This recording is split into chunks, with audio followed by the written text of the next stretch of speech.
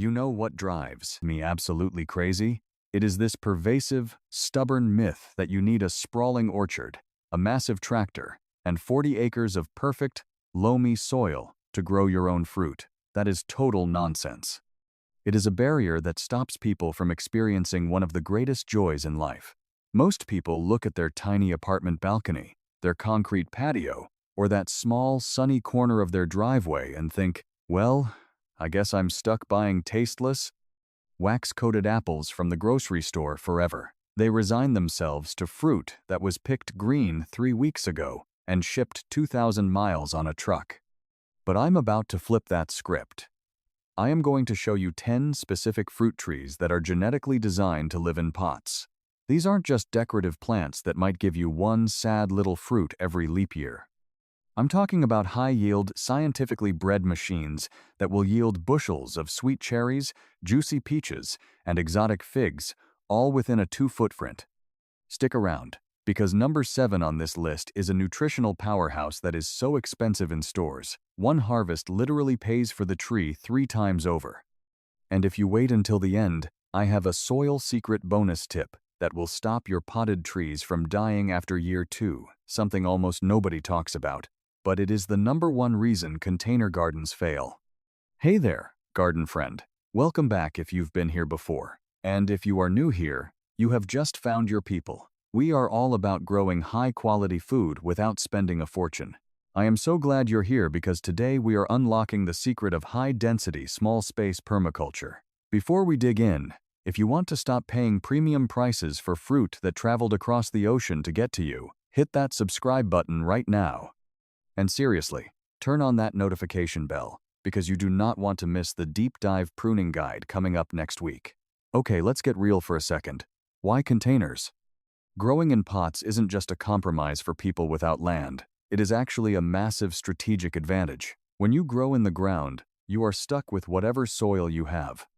If you have heavy clay that drains like a bathtub, you are fighting a losing battle. If you have sand that holds no water, you are constantly irrigating. But in a pot, you are God.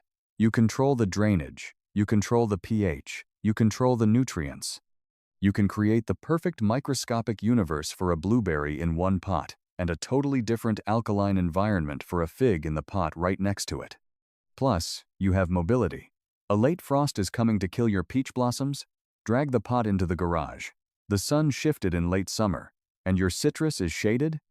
Move the pot to the other side of the patio. You can grow tropical citrus in Michigan and crisp apples in Florida just by moving the pot. But, and this is a huge, bold-faced, but you cannot just shove a standard red delicious apple tree into a plastic tub and expect it to live.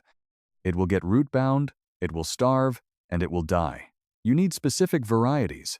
You need trees that are either genetic dwarfs, meaning their DNA tells them to stay small, or trees grafted onto specific dwarfing rootstocks that physically limit their size. Today, I'm giving you the exact variety names you need to look for.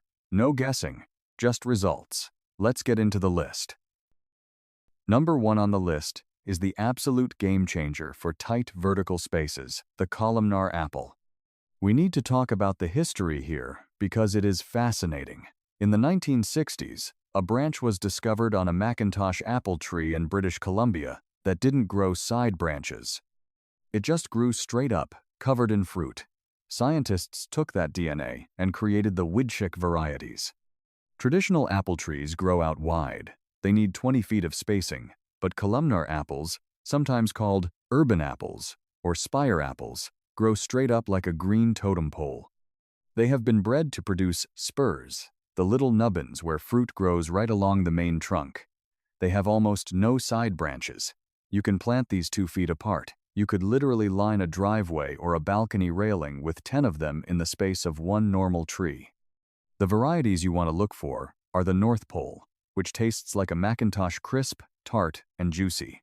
Then there is the Golden Sentinel, which is sweet like a golden delicious. And finally, the Scarlet Sentinel. Here is the strategy you need to know. Apples are rarely self-fertile. They need a pollinator buddy. You need 2 different varieties to get fruit. If you buy just one, you will have pretty flowers and 0 apples. So, get 1 North Pole and 1 Golden Sentinel. Pot them in 1.5-gallon containers. They will top out at about 8 feet tall but stay only 2 feet wide. It looks like a pillar of apples. It's architectural, it's beautiful, and the fruit production per square foot is unbeatable. Maintenance is almost zero. You don't need to do complex pruning. You just snip off the top when it gets as tall as you want it. That's it. It is the entry-level drug for fruit growing. Number 2. The Bonanza Genetic Dwarf Peach. There is nothing, and I mean nothing, that compares to a warm peach, sun-ripened, plucked right off the branch. The juice runs down your arm. Store-bought peaches are picked hard and green so they can survive shipping. They never develop that complex sugar and floral aroma. But peach trees are usually huge, messy, and prone to disease. Enter the Bonanza peach. This is a true genetic dwarf. It is not just grafted onto a small root. The tree itself has short internodes. An internode is the space between the leaves on a stem. On a normal tree, leaves are 3 inches apart. On a Bonanza, they are a 1/4 inch apart. This means the tree grows incredibly dense and bushy, maxing out at about 5 to 6 feet tall. It looks like a beautiful, lush, ornamental shrub. But the fruit? Full size. That's the magic trick. The tree is tiny, but the peaches are huge, yellow-fleshed, freestone giants with a red blush. Why is this perfect for you? Because peaches bloom early. In the ground, a late frost in March or April kills the blossoms, and you get no fruit for the whole year. In a container, if you see a frost forecast, you just pull the pot inside for the night. You save the harvest. Also, Bonanza is self-fertile. You do not need 2 trees. You only need 1 pot. It is the ultimate balcony fruit. Just make sure you give it full sun, at least 6 to 8 hours. Peaches run on solar power. The more sun, the sweeter the sugar. Number 3. The Stella Compact Cherry. Cherries are historically the hardest fruit to grow in a backyard. Why? 2 reasons. 1. The trees get massive 30 feet tall. And 2. Birds. Birds will eat 100% of your cherries the day before they are ripe. But for containers, we have a solution. You want the Compact Stella, or a variety called Lapins, grafted specifically on a Gisela 5 rootstock. We need to get technical about rootstocks for a second, because this will make you a better gardener. A rootstock is the bottom part of the tree. The Gisela series of rootstocks was developed in Germany specifically to dwarf cherry trees. A Gisela 5 rootstock limits the tree to about 6 to 8 feet tall, but, and this is key, it induces precocity. That means the tree starts fruiting in year 2 or 3, whereas a standard cherry might make you wait 7 years. Stella is fantastic because it is self-pollinating. Most sweet cherries are not. With Stella, you don't need to worry about pollen compatibility groups. It produces large, dark red heart-shaped fruit that is incredibly sweet. And solving the bird problem? Because the tree is small, maybe 6 feet tall on your patio, you can easily throw a $10 bird net over the whole thing in June. You protect 100% of your harvest. Try doing that with a 30-foot tree. You can't. In a pot, you win the war against the birds effortlessly. Number 4. The Improved Meyer Lemon. You knew this was coming, but we have to talk about the queen of container citrus, the Improved Meyer Lemon. This is not the lemon you buy at the store. A grocery store lemon is usually a Eureka or Lisbon, very acidic, thick skin, full of seeds. The Meyer is a botanical cross between a true lemon and a mandarin orange. It was brought from China by Frank Meyer in the early 1900s. It has thin, smooth, floral skin that smells like bergamot perfume. The fruit is sweeter, juicier, and less harsh. You can almost eat it like an orange. Why is it on this list? Because it is prolific. A healthy 3-year-old Meyer lemon in a 10-gallon pot can give you 30 to 50 lemons a year. It is an ever-bearing tree, meaning it blooms and fruits year-round. You will often have ripe yellow fruit, green growing fruit, and fragrant white flowers on the tree, all at the same time. The smell of the blossoms will fill your entire apartment or patio. But you have to treat the roots right. Citrus roots hate wet feet. They need oxygen. If you put a Meyer lemon in heavy soil, it will turn yellow and drop its leaves in a week. You need a mix that is fast-draining, lots of pine bark or perlite. It is hardy to about 30 degrees Fahrenheit, but not much lower. So, for most of us, this is a migrate tree. It lives outside in the summer, soaking up the sun, and it lives inside by a sunny south-facing window in the winter. It's the tree that makes you feel like you live on the Amalfi Coast, even if you live in Milwaukee. Number 5. The Little Miss Figgy or Petite Negra fig. Figs are, in my opinion, the easiest fruit tree to grow in a container. Period. If you have a black thumb and kill everything you touch, start here. Figs have shallow, fibrous root systems that actually like being a little restricted.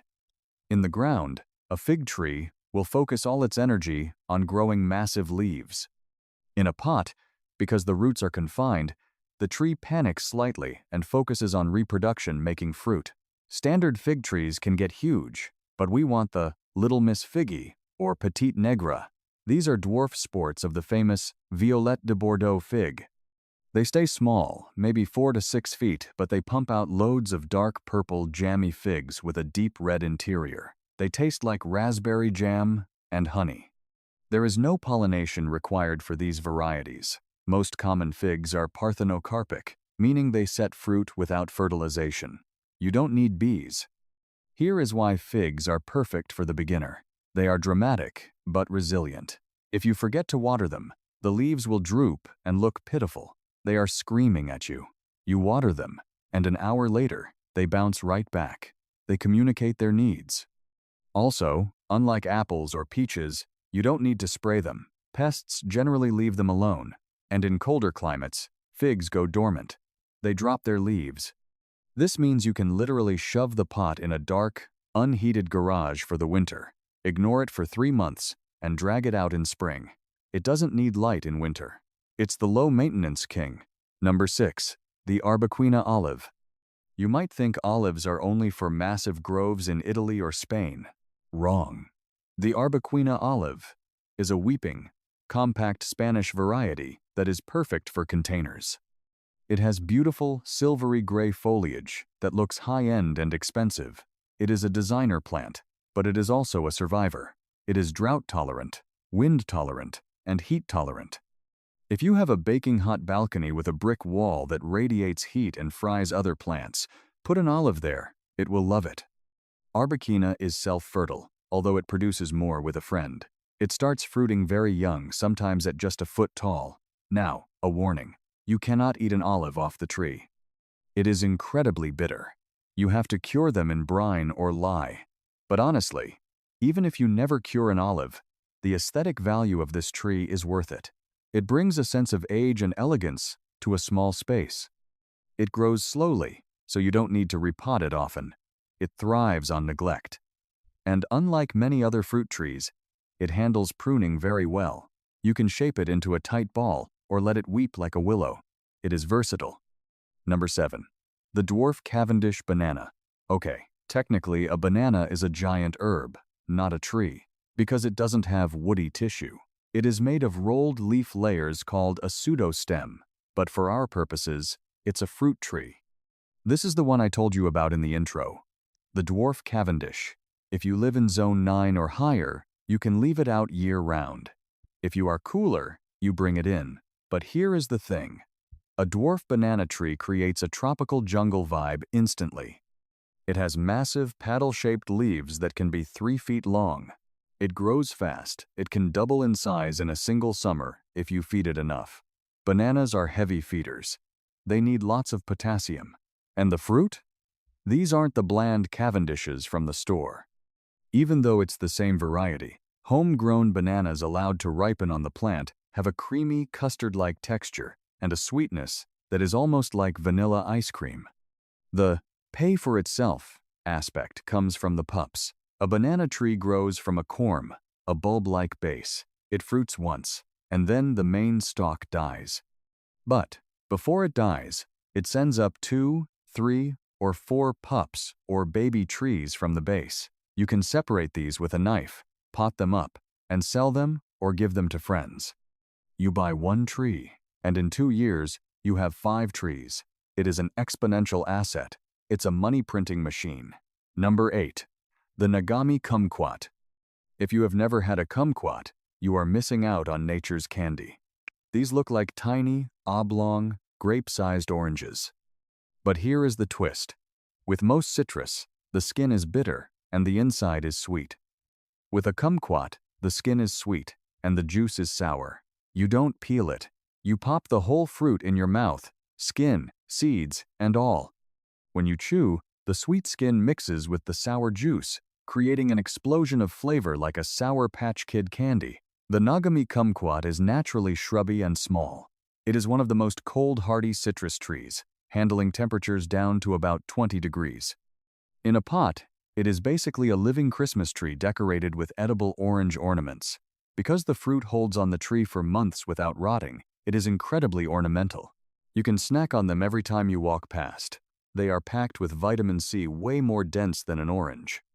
And because you eat the skin, you get all those amazing essential oils and flavonoids that you usually throw away with an orange peel. It's a superfood snack machine that fits in a 1-2-inch pot. Number 9. The Sunshine Blue Blueberry. Most blueberries are bushes that need a lot of space, specific chill hours, and extremely acidic soil. If you plant them in normal soil, they die. But Sunshine Blue is a semi-dwarf southern highbush variety that is a container superstar. It only gets about 3 feet tall. It has beautiful hot pink flowers in the spring. Most blueberries have white ones. And it is semi-evergreen, meaning in milder climates, it keeps its leaves all winter, turning a gorgeous purple red. Growing blueberries in the ground is hard because getting the soil pH down to 4.5 is a battle against nature. Your surrounding soil will always try to neutralize it. In a pot, it's easy. You just buy a bag of acid-loving potting mix, the kind labeled for azaleas or rhododendrons mix, in some peat moss, and you are done. The pot creates a perfect acidic bubble. Sunshine Blue is unique because it tolerates a higher pH than other varieties, making it more forgiving if your water is alkaline. One bush can give you 5 to 10 pounds of berries once mature. Think about the price of organic blueberries at the store. Imagine $50 worth of berries from one pot every year. And unlike store berries, which can be mushy, these are crisp and popping with flavor. Number 10. The Dwarf Pomegranate Variety, Nana. Pomegranates are ancient, mythical fruits. They have been cultivated since the Bronze Age. But standard trees are thorny monsters that take up huge space. You want the variety Nana, or the dwarf pomegranate. These stay tiny under 3 feet tall. They look like a bonsai tree naturally. They have glossy, narrow leaves and striking, trumpet-shaped orange flowers that hummingbirds go crazy for. The fruit on the dwarf varieties is smaller, about the size of a golf ball or tennis ball, but they are still packed with those tart, juicy arils. It is arguably the most ornamental plant on this list. Even if it never fruited, I'd grow it for the flowers alone. Pomegranates are native to Iran and northern India. They are drought-tolerant. They love heat. If you have a concrete balcony that turns into an oven in July and kills your lettuce, the pomegranate will thrive. It wants to bake. It is tough as nails. Now we need to shift gears. You have your list. You are excited. You are ready to buy a kumquat and a columnar apple. But stop.